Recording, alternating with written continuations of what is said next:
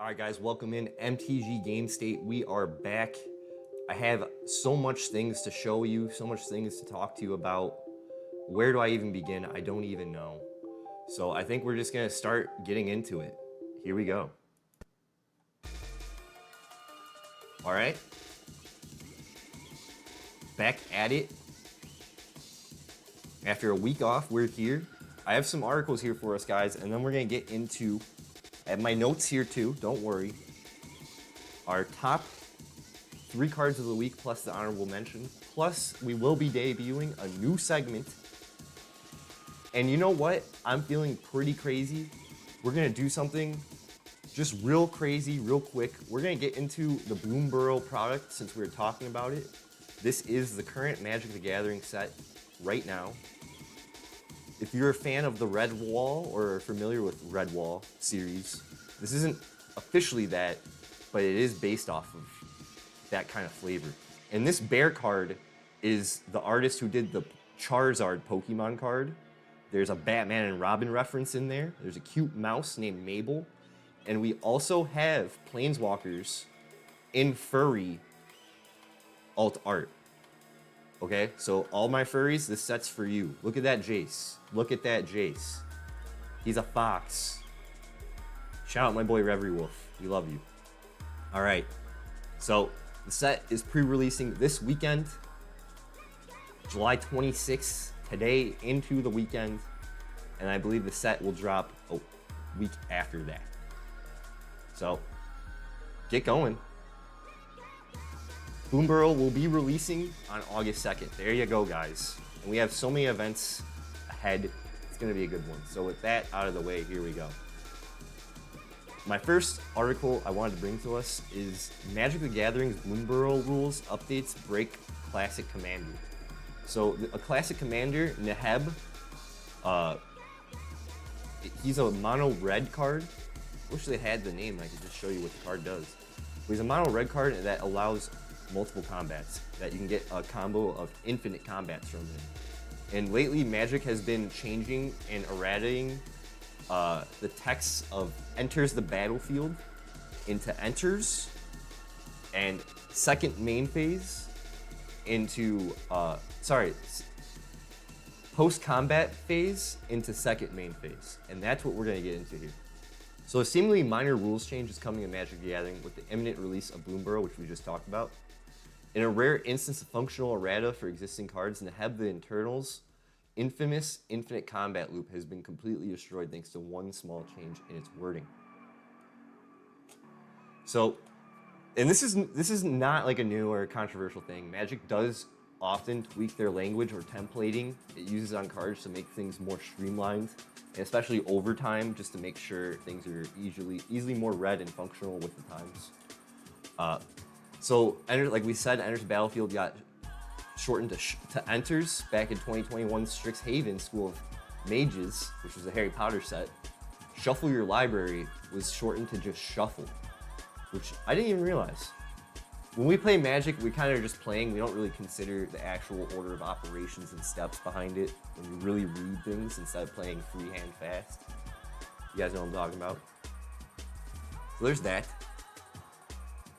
So many cards mention the post-combat main phase, the phase of your turn after combat, where you can cast instant spells, play lands, and carry out the bulk of your turn. But Bloomburrow will be completely removing the phrase from its rules, and any cards that mention it will now be read as second main phase instead. In most situations, this won't have a big impact on the game. Cards like Brazen Cannonade, Sphinx of the Second Sun, and Belb, Corrupted Observer, they're all going to be the same, all right? Neheb, he's not going to be the same. Now, his ability, not the Afflict ability, we're looking at the bottom. At the beginning of your post-combat main phase, add red for each 1 life your opponent's lost this turn. Okay?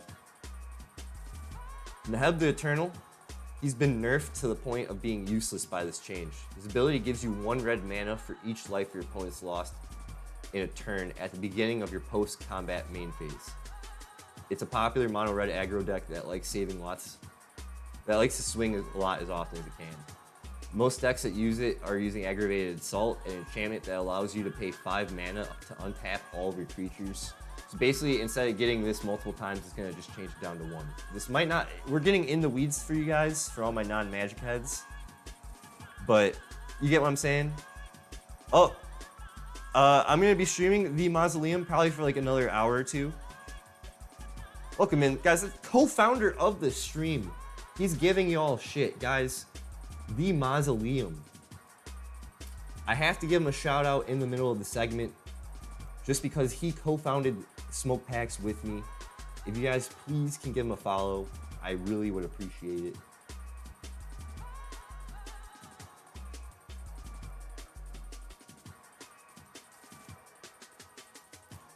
So, we love you. He's at a show right now taking pictures. He's out there. Feel free to call in. I'm in the Discord call too if you got a chance. But we're moving forward. So I'm being asked explicitly about Neheb. Matt Tabak, the person largely responsible for the templating, they said once a turn at the beginning of your second main phase, if you have subsequent main phases, it won't trigger at the beginning of those.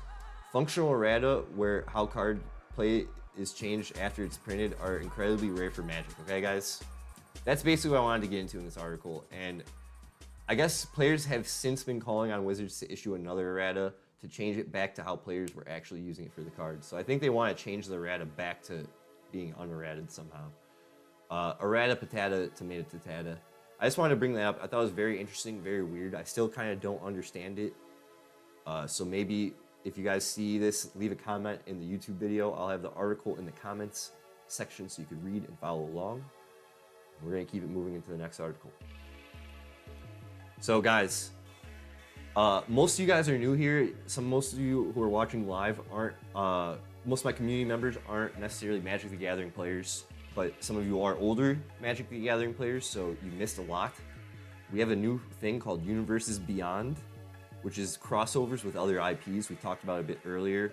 So the most current crossover set with Secret Lair is gonna be called, it's Magic the Gathering with, I wanna say Princess Bride, but that was the last one. Monty Python and the Holy Grail, okay? This is the D&D movie crossover they did. So we're moving forward, here we go. 13 missing Universes Beyond cards are now a major problem. So basically there's some Universes Beyond cards that didn't get reprinted into Universes Within, which are like cards that aren't necessarily IPs, but are more tied to Magic card characters. There's some that didn't get that treatment. And we're kind of waiting for them. Where the fuck are they? One of them is Lara Croft, which is honestly, I totally forgot about this card. 3-drop creature, 3/4, first strike reach. When she attacks, exile up to 1 target legendary artifact card or legendary land card from your graveyard and put a discovery counter on it. You may play cards from exile with discovery counters on it this turn. And it has raid. At the end of combat on your turn, if you attacked this turn, create a treasure token. So that's crazy. We don't have a Magic tie-in card with this one. And there's 13 unique ones that we didn't get reprinted. They're only printed in the sets that they came in. So there's Secret Lair for Lara Croft in this case. And then the others would be other Secret Lairs for Doctor Who. There was a Doctor Who crossover set.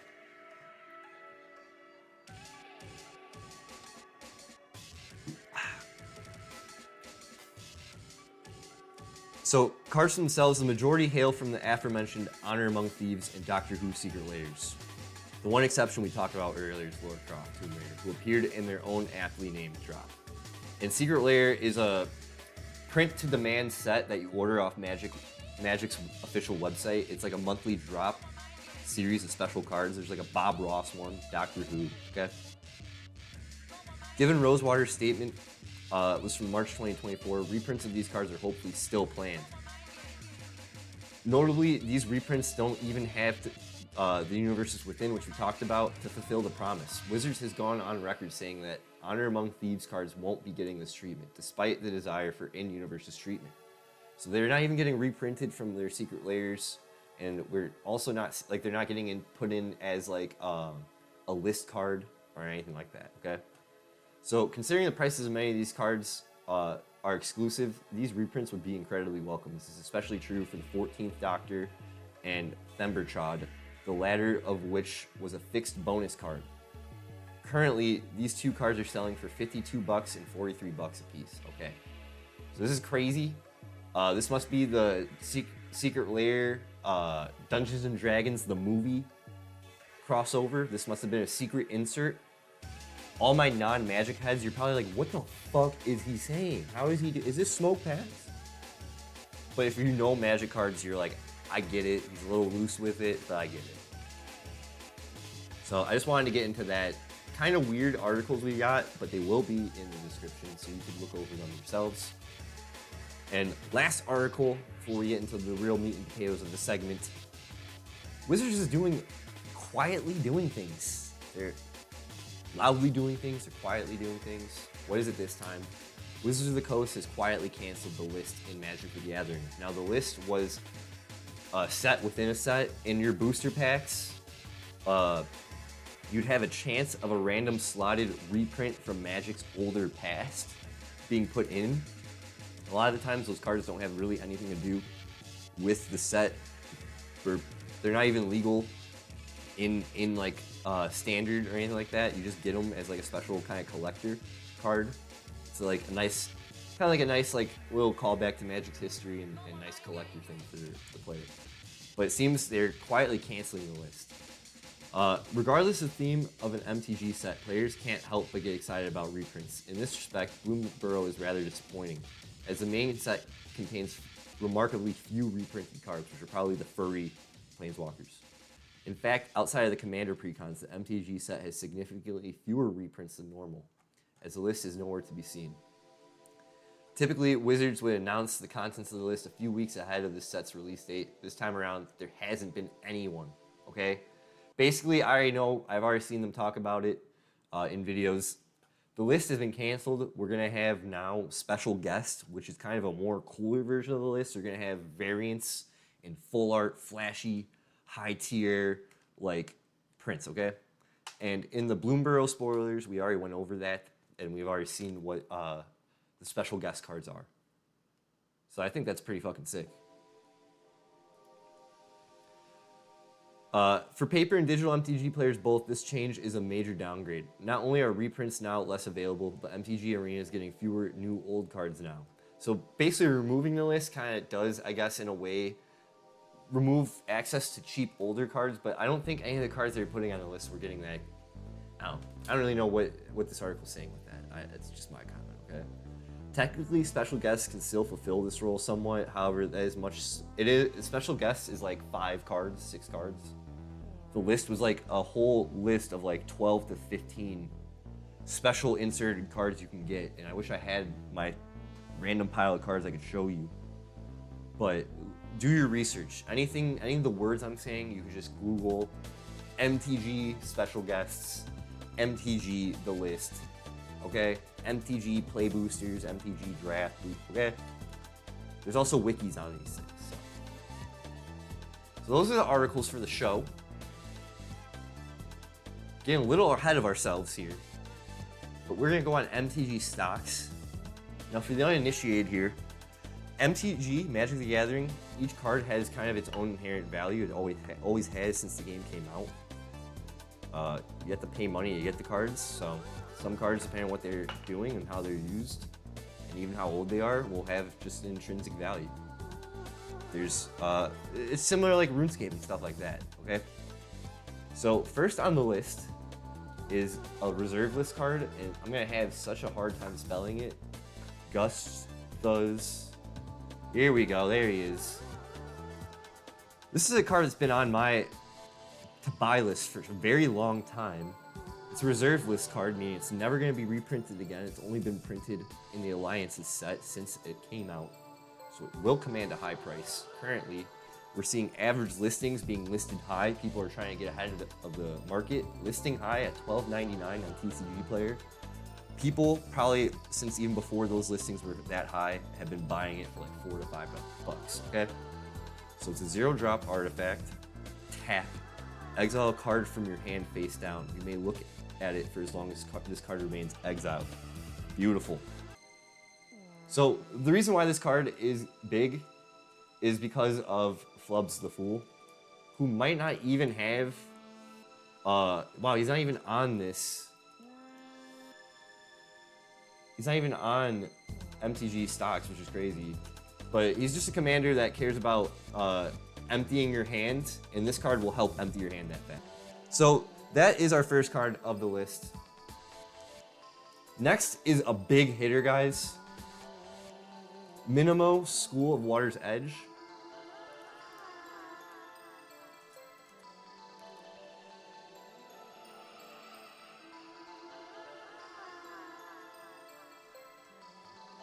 Can't spell.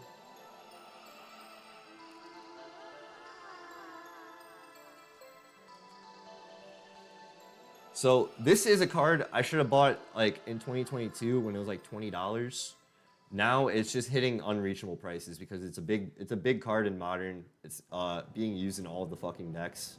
And it's reprinted in the Lord of the Rings crossover set, which has been commanding high prices.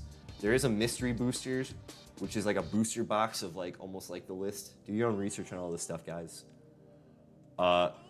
We have average listing on the market is $84. People have been buying it at $61, but this is gonna keep commanding a high price. It's a legendary land, one of the first legendary land cards. It's from Kamigawa, one of the first like Japanese crossover themed sets in Magic's history. And it's add 1 blue, comes in untapped, or you can pay blue, tap to untap target legendary permanent. Now, legendary permanents in Magic in like the last 2 years, honestly, have just exploded. So that's why this card is doing so well outside of its use in Modern control decks. Now, third card on the list is who we were talking about already earlier. Altair Ibn Lahad from Assassin's Creed. He just got printed. He's a 3-drop Mardu color, 3/3 body first strike. When he attacks, exile up to 1 target assassin creature card from your graveyard with a memory counter on it. Then, for each creature card you own in exile with a memory counter on it, create a tapped and attacking token that's a copy of it. Exile those tokens at the end of combat. So pretty big ability. He's just doing big, nasty things in Commander, and there's like some crazy combos you can get with him. We're seeing him on the steady climb, being listed at $12, but market buying at $13.58. So market it's drying up. People are being forced to buy some of the larger price cards, and a lot of these updates on the little market tickers here take a couple of weeks to really refresh. So this most current July 26th is kind of from the older data. So it seems people on the market buying were buying at all higher prices, maybe because there wasn't enough of the $12 cards around, okay? And it's only printed in this set. There's a couple of different reprints of it though. You have etched foil, you have showcase frame, and probably another foil showcase frame, and that's commanding a $31 price. So that's that. And now, guys, last but not least,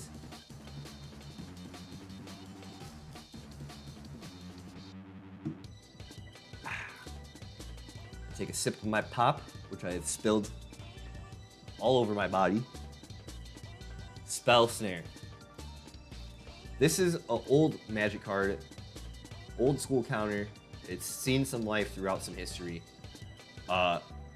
Getting a big shoot back up to the top. It is 1-drop blue instant, counter target spell with mana value 2. We're seeing some really strong 2-drop cards in limited formats. In the 60 card formats like Modern. Look at all these decks that are using it. Grixis Death, wow. It's just a good counter. Counters are always good, especially at 1-drops. And when you can find a counter that is doing things that are very relevant and techy, that's good for a sideboard piece. Now, we're seeing the Dissension printing, and I think it's really only printed in Battlebound, which is a premium set, Modern Masters premium set, and the list. The list we already talked about got discontinued. So it already was a hard card to pull in the list, and now even then it's going to command a higher price. So we're seeing Dissension being listed on average at $10.93 market price. People are buying at, let's say around like 12 bucks. So people are buying high, average listings that are low are being ran out. Hey, that's that. All right, guys, that was the MTG Game State segment.